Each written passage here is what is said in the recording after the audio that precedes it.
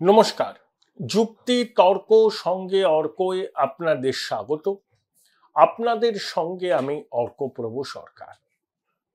আরজি কর আন্দোলনের প্রভাব, ন্যায় বিচারের দাবিতে মানুষের যে পথে নামা, তার প্রভাব শুধু এই রাজ্যের গণ্ডিতে সীমাবদ্ধ নেই। রাজমহল পাহাড়ের ওপারে যে ভারতবর্ষ, সেখানেও তার অভিঘাত পড়েছে, অন্তত দেশের রাজনীতিতে। দেখুন, অখিলেশ যাদব আর অরবিন্দ কেজরিওয়ালের আপ মমতা বন্দ্যোপাধ্যায়ের পাশে এসে দাঁড়িয়েছে। অখিলেশের সঙ্গে মমতা বন্দ্যোপাধ্যায় সুসম্পর্কের কথা আমরা জানি, এবং অরবিন্দ কেজরিওয়ালের সঙ্গেও মমতা বন্দ্যোপাধ্যায় সুসম্পর্ক আছে। কিন্তু বেসুরো বেজেছে কংগ্রেস, প্রথমে প্রিয়াঙ্কা গান্ধী, তারপর রাহুল গান্ধী। প্রিয়াঙ্কা সরাসরি নাম না করে খোঁচা দিয়েছে রাজ্য সরকারকে, তৃণমূলকে, ন্যায় বিচার দিতেই হবে বলেছে। এবং রাহুল গান্ধী বলেছেন যে দোষীদের আড়াল করার চেষ্টা হচ্ছে। শরদ পাওয়ার, উদ্ধব ঠাকরে এখনো এ বিষয় নিয়ে মুখ খোলেননি, যদিও কেন্দ্রের শাসক দল বিজেপি এই ইস্যুতে রাজ্য সরকারকে কার্যত কাঠগড়ায় তুলেছে। এবং তৃণমূলের যে মহিলা ব্রিগেড আছে, লোকসভা রাজ্যসভা মিলিয়ে, তাদেরও এই অদ্ভুত নীরবতা নানা প্রশ্নের জন্ম দিচ্ছে। মহুয়া মৈত্র মুখ খুলেছেন, কিন্তু তিনি কি বলতে চেয়েছেন সেটাই কারো কাছে খুব পরিষ্কার নয়। সাগরিকা ঘোষ মুখ খুলেছেন, বাধ্য হয়ে খুলেছেন। তার কারণ এই ধরনের ঘটনা যদি উত্তরপ্রদেশ, গুজরাট, মধ্যপ্রদেশ, আসাম, বিহারে হতো, দেখতেন তৃণমূলের প্রতিনিধি দল চলে যেত। প্রেস ক্লাবে এই বুদ্ধিজীবীরা সব মিলিত হতেন, কবির সুমন গান লিখতেন, চুপ করে আছেন। দেখুন, বাংলাদেশ নিয়ে একটা গান লিখে ফেলেছেন, আরজি কর নিয়ে গান লেখেন। ওই যে কবি মাধুকরীর জন্য তদবির করেছিলেন আমেরিকা একটা সম্মেলনে যাওয়ার, মুখে কুলুপ। আর ইন্ডিয়া জোটের অন্য শরিকরা জল মাপছে, কিন্তু তার মধ্যে প্রধান বিরোধী দল এবং প্রধান বিরোধী দলনেতা রাহুল গান্ধী কিন্তু ছেড়ে কথা বলেন। দেখুন, কংগ্রেসের প্রতি তৃণমূল একটা অ্যালার্জি আছে। রাহুল গান্ধীর এই উত্থান মমতা বন্দ্যোপাধ্যায় মেনে নেননি। তিনিই তো লোকসভা নির্বাচনের আগে মোদির সুরে সুর মিলিয়ে বলেছিলেন, আরে কংগ্রেস 40টা পের হয়ে দেখাক। তা কংগ্রেস তো 99টা আসন পেল, প্রধান বিরোধী দলের মর্যাদা পেল। মমতা বন্দ্যোপাধ্যায় ইন্ডিয়া জোটের মধ্যে জিঞ্জার গ্রুপ তৈরি করার চেষ্টা করেছিলেন, এখনো করছেন, ভবিষ্যতে করবেন। তার বক্তব্য, কংগ্রেসের সঙ্গে ইন্ডিয়া জোটের অন্য শরিকদের প্রাক নির্বাচনী সমঝোতা ছিল, তৃণমূলের নেই। তৃণমূল পশ্চিমবঙ্গে কংগ্রেস, বিজেপি, সিপিএম কে হারিয়ে 29টা আসন পেয়েছে। আর কংগ্রেস যা বলবে চোখ বন্ধ করে সেই ডটেড লাইনে সই করে দেওয়ার বান্দা তৃণমূল নয়। অনেকে আশা করেছিলেন যে অধীর চৌধুরী হেরে যাওয়ার পর অধীরের জায়গায় এমন কাউকে রাহুল গান্ধী প্রদেশ সভাপতি করবেন, যিনি তৃণমূলের কথায় উঠবেন, তৃণমূলের কথায় বসবেন। কিন্তু অধীর চৌধুরীর সঙ্গে রাহুলের বৈঠক হয়েছে। অধীর বাবুই এখন কার্যকরী সভাপতির দায়িত্বে আছেন। তৃণমূলপন্থী কেউ যে এই মুহূর্তে প্রদেশ কংগ্রেসের সভাপতি পদে বসবেন, ঘটনা প্রবাহ দেখে সেটা মনে হচ্ছে না। কারণ সবাই তো এই জিনিসটা খবর রাখে যে মমতা সরকারের বিরুদ্ধে একটা ক্ষোভ রাজপথে আছড়ে পড়েছে। 2 বছরের মধ্যে নির্বাচন। এই পরিস্থিতিতে তৃণমূলের সঙ্গে কংগ্রেসের বোন হমি কংগ্রেসকে কতটা সুবিধা দেবে সেটাও প্রশ্ন আছে। কারণ রাহুল গান্ধীও মনে করেন প্রত্যেকটা রাজ্যে কংগ্রেসকে নিজের পায়ে দাঁড়াতে হবে, একটা লং টার্ম গোল নিয়ে এগোতে হবে। এবং অধীর চৌধুরীও সেটা মনে করেন যে তৃণমূল কংগ্রেসকে নষ্ট করেছে। কংগ্রেসের প্রতীকে যে তা জনপ্রতিনিধিদের প্রলোভন দেখিয়ে কিনে নিয়েছে তৃণমূল। প্রশাসনকে ব্যবহার করে কংগ্রেস পরিচালিত জেলা পরিষদ ভেঙে দেওয়া হয়েছে, মিথ্যা মামলায় জড়িয়ে দেওয়া হয়েছে। আর কংগ্রেসের ক্ষয় মানে তৃণমূলের বৃদ্ধি, এটা অধীরবাবু রাহুলকে বুঝিয়েছেন। কিন্তু তৃণমূলের সঙ্গে সমঝোতা করার দাবিতে এ রাজ্যের কয়েকজন নেতা আছেন এবং কেসি বেণুগোপাল, জয়রাম রমেশ, মল্লিকার্জুন খার্গের মতো নেতারাও তৃণমূলের সঙ্গে সমঝোতার পক্ষে। কেসি বেণুগোপাল কেরালায় বামেদের সঙ্গে লড়াই করে যেতেন, তাই অধীর চৌধুরী সিপিএম এর সঙ্গে আন্ডারস্ট্যান্ডিং তিনি মেনে নেননি।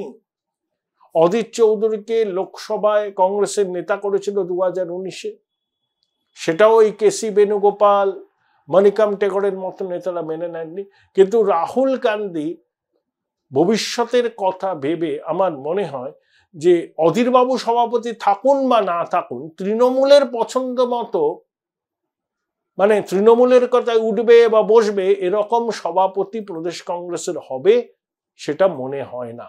অধীর চৌধুরী নাই থাকতে পারেন সভাপতি, তিনি সর্বভারতীয় কংগ্রেসের কোনো সাংগঠনিক পদ পেতে পারে বা অন্য কিছুভাবে তাকে রিহ্যাবিলিটেট করা হতে পারে, কিন্তু এটা হবে না যে তৃণমূলপন্থী কোনো কংগ্রেসই পশ্চিমবঙ্গের সভাপতি হবে। রাহুল এবং প্রিয়াঙ্কা আর্চিকর কাণ্ডের প্রেক্ষিতে যেভাবে সরব হয়েছেন সেটা তারই ইঙ্গিতবাহী। অর্থাৎ তৃণমূলকে রাজনৈতিক জমি এ রাজ্যে ছাড়বে না কংগ্রেস। তারা দুর্বল হতে পারে, কিন্তু আগামী দিনে তৃণমূল দুর্বল হলে, বিজেপি তো প্রধান বিরোধী দল, তো তৃণমূলের একটা বড় অংশ কংগ্রেসে আসতে পারে। আগামী দিনে লড়াইটা কংগ্রেস বনাম বিজেপি হতে পারে পশ্চিমবঙ্গে।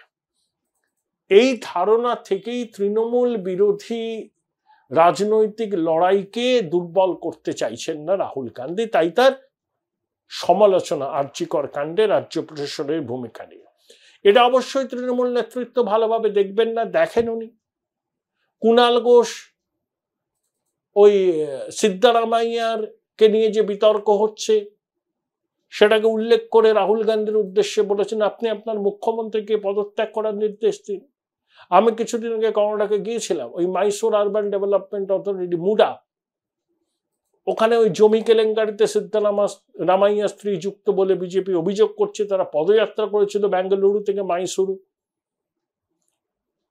আদালতে গেছেন সিদ্ধারামাইয়া, কংগ্রেস হাইকমান্ডও সিদ্ধারামাইয়ার পাশে আছেন, তার চিরপ্রতিদ্বন্দ্বী ডিকে শিবকুমারও এই ইস্যুতে সিদ্ধারামাইয়ার পাশে। Join Indian Institute of Hotel Management now. Right choice, right decision. তো তৃণমূল এই সিদ্ধারামাইয়ের বিরুদ্ধে বিজেপি যে অভিযোগ করেছে সেই অভিযোগকে হাতিয়ার করেই এখন রাহুল গান্ধীকে বিদ্বেষ শুরু করেছে। দুটো বিষয় সম্পূর্ণ অন্য। আরজিকর কাণ্ডে যা ঘটনা ঘটেছে, সরকারি হসপিটালে এক অভাগিনী চিকিৎসককে যেভাবে অত্যাচার করে খুন করা হয়েছে, তার সঙ্গে সিদ্ধারামাইয়ার বিরুদ্ধে ওটা জমি কেলেঙ্কারিকে এক পংক্তিতে বসানো যায় না। আর কারা দুর্নীতির বিরুদ্ধে সওয়াল করছে, যাদের বিরুদ্ধে বুড়ি বুড়ি দুর্নীতির অভিযোগ, যাদের 2-1 মন্ত্রী জেলে, সুপ্রিম কোর্টে মামলা চলছে, কয়েকজন রক্ষা কবচ নিয়ে আছেন। কোথায় মাইসুর আরবান ডেভেলপমেন্ট অথরিটির জমি কেলেঙ্কারি, কেলেঙ্কারি, আমি সেটাকে ছোট বড় বলছি না, কিন্তু আরজিকর কাণ্ডের সঙ্গে সেটা কি এক পংক্তিতে রাখা যায়? যে কোনো সচেতন সহনাগরিক আরজিকর কাণ্ড নিয়ে সরব হবেন, তাতে তৃণমূলের গাত্রতা হলে কি করতে পারেন তারা। রাহুল গান্ধীও সেটা করেছেন। অখিলেশ আর কেজরিওয়ালের পার্টির নিরাপত্তাও অনেক প্রশ্ন তুলছে। এরপর বিজেপি শাসিত রাজ্যে কোনো ঘটনা ঘটলে অখিলেশ, কেজরিওয়ালের দল বা অন্যরা যারা এখন চুপ করে আছেন তারা সরব বলে তাদেরকেও কিন্তু কথা শোনার জন্য তৈরি থাকতে হবে। ক্ষুদ্র রাজনৈতিক স্বার্থকে টিকিয়ে রাখার জন্য যারা এখনো আরজিকরের ঘটনা নিয়ে মুখ খুলছেন না, তাদেরকে কিন্তু ইতিহাস ক্ষমা করবেন না। পদ্মশ্রী প্রাপক এই পদ্ম পুরস্কার প্রাপ্ত চিকিৎসকরা চিঠি লিখছেন, নরেশ ত্রহানের মতো মানুষ আছেন, বিদেশের মাটিতে প্রতিবাদ হচ্ছে।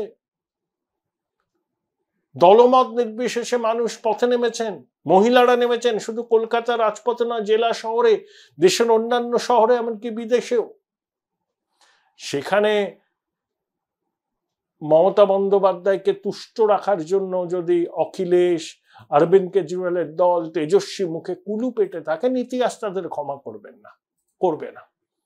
এরপর বিজেপি শাসিত রাজ্যের কোনো ঘটনা নিয়ে তারা সরব হলে তাদেরকে কিন্তু জবাবদিহির মুখে পড়তে হবে। দেখুন, এই ধরনের ধর্ষণ, মেয়েদের উপর অত্যাচারের ঘটনা, এটা কোনো রাজ্যের ক্ষেত্রে সীমাবদ্ধ নয়। সারা ভারতবর্ষে এই ধরনের ঘটনা প্রতিনিয়ত হচ্ছে। উত্তরাখণ্ডে হচ্ছে, উত্তরপ্রদেশে হচ্ছে। ন্যাশনাল ক্রাইম রেকর্ডস ব্যুরোর একটা সমীক্ষা বলছে 2022 বোধ হয় 32-33 হাজার ধর্ষণের ঘটনা ঘটেছে ভারতবর্ষে। নির্ভয়া কাণ্ডের পরও কমেনি। এটা সামাজিক ব্যাধি, কিন্তু সামাজিক ব্যাধি বলে আমি হাত পা গড়িয়ে থাকতে পারি না। প্রত্যেকটা রাজ্য সরকারকে এগুলো রোকবার জন্য কঠোর আইন আনতে হবে, ব্যবস্থা নিতে হবে, এবং প্রত্যেকটা পরিবারকে তাদের পরিবারের পুত্র সন্তানকে বলতে হবে, বোঝাতে হবে যে মেয়েরা মাতৃশক্তি, কেউ বোন, কেউ দিদি, কেউ মা, কেউ স্ত্রী, কেউ বান্ধবী, তারা অর্ধেক আকাশ। একসঙ্গে কাঁধে কাঁধ মিলিয়ে বিকশিত ভারত গড়তে হবে। এখানে মেয়েদের আক্রমণের লক্ষ্য হিসাবে বেছে নিলে স্বয়ং বিধাতাও আমাদের ক্ষমা করবে না। এটা প্রত্যেকটা পরিবারের অভিভাবকদের তাদের সন্তানদের বোঝাতে হবে। এর জন্য জন আন্দোলন চাই, সামাজিক সচেতনতা চাই। কিন্তু যে অভিযোগ রাজ্যে উঠছে যে প্রভাবশালীদের বাঁচাতে চাইছে, অভিযুক্তদের বাঁচাতে চাইছে একটা শ্রেণী, এই অভিযুক্তরা নাকি প্রভাবশালীদের ঘনিষ্ঠ, এবং পুলিশের ভূমিকা নিয়ে অনেক প্রশ্ন উঠছে। মানুষ প্রতিবাদ করছেন, পুলিশি তলব পাচ্ছেন, জনরোষ রাস্তায় আছড়ে পড়ছে। এই সরকার তো আত্মঘাতী গোল করছে দিনের পর দিন। যারা খেলা হবে দিবস পালন করে তারা মোহনবাগান ডার্বি ম্যাচ হতে দিচ্ছে না। তো এর প্রতিবাদ করেছেন রাহুল, প্রিয়াঙ্কা। কেন অখিলেশ চুপ, তেজস্বী চুপ, উদ্ধব চুপ, শরদ পাওয়ার চুপ? প্রশ্ন তো উঠবেই। মুডা কেলেঙ্কারিকে আমি ছোট করে দেখছি না, কিন্তু আর্চিকরের নৃশংস ঘটনার সঙ্গে মহীশূর আরবান ডেভেলপমেন্ট অথরিটির কেলেঙ্কারিকে এক বন্দরিতে রাখা যায় না। কুণাল বাবু, আপনি একজন সাংবাদিক, আপনি এটা বোঝেন। ঠিক আছে, আপনি একজন দলের মুখপাত্র, দলের লাইনকে অনুসরণ করে আপনাকে বলতে হয়, কিন্তু আপনিও জানেন দুটো ঘটনা এক নয়। আসলে রাহুল প্রিয়াঙ্কার এই সমালোচনা তৃণমূল প্রত্যাশা করেনি, এবং অনেকে হয়তো মুখে কুলু পেটে আছেন, কিন্তু রাজ্য প্রশাসনের ভূমিকা নিয়ে যে প্রশ্ন উঠছে, ইন্ডিয়া জোটের শরিকরা মুখে প্রকাশ না করলেও তারা কি প্রতিবাদীদের দাবিকে একেবারে উড়িয়ে দিতে পারছেন? এখানেই প্রশ্নটা। ইন্ডিয়া জোড়ে তৃণমূল কোণঠাসা হয়েছে। আগামী দিনে এই ফাটল আরো বাড়বে, কংগ্রেসের সঙ্গে সম্পর্ক আরো তিক্ত হবে, দূরত্ব বাড়বে। বিজেপি বিরোধিতায় মমতা বন্দ্যোপাধ্যায় যতই দাবি করুন না কেন, রাহুল গান্ধী এটুকু অন্তত বিশ্বাস করেন যে মমতা বন্দ্যোপাধ্যায়ের বিজেপি বিরোধিতা অনেকটাই লোক দেখানো। তিনি তলায় তলায় যোগাযোগ রাখেন বিজেপির সঙ্গে। অতীতেও আমরা দেখেছি যে জগদীপ ধনখড়ের বিরুদ্ধে প্রতিদিন তৃণমূল সরব হতো, তিনি যখন উপরাষ্ট্রপতি পদে প্রার্থী হলেন তৃণমূল সমর্থন করে দিল। দার্জিলিং রাজভবনে আসামের মুখ্যমন্ত্রী জগদীপ ধনখড় মুখ্যমন্ত্রীর বৈঠক হল। এসব আমরা দেখেছি।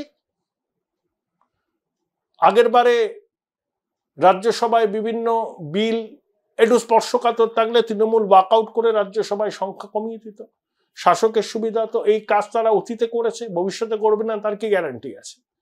তাই মুখে তৃণমূল বিরোধিতা, এই বিজেপি বিরোধিতা মমতা বন্দ্যোপাধ্যায় অনেক করেন, বাস্তবে তার বিজেপি বিরোধিতা কতটা খাঁটি এ নিয়ে অনেকের মনেই প্রশ্ন আছে, রাহুলেরও প্রশ্ন আছে। তাই রাহুল মমতাকে খোঁচাটা দিয়েছেন, সচেতন ভাবে দিয়েছেন, যে প্রতিক্রিয়া হতে পারে সেটা আন্দাজ করেই দিয়েছেন। ইন্ডিয়া জোটের অন্য শরিকরা আপাতত মুখ বন্ধ করে থাকলেও একদিন না একদিন তাদের ধৈর্যের বাঁধ তো ভাঙতে পারে, তখন তারা না আবার রাহুলের থেকেও চড়া সুরে আমাদের রাজ্য প্রশাসনের সমালোচনায় না মুখর হয়। রাজনীতি কিন্তু সম্ভাব্যতার শিল্প।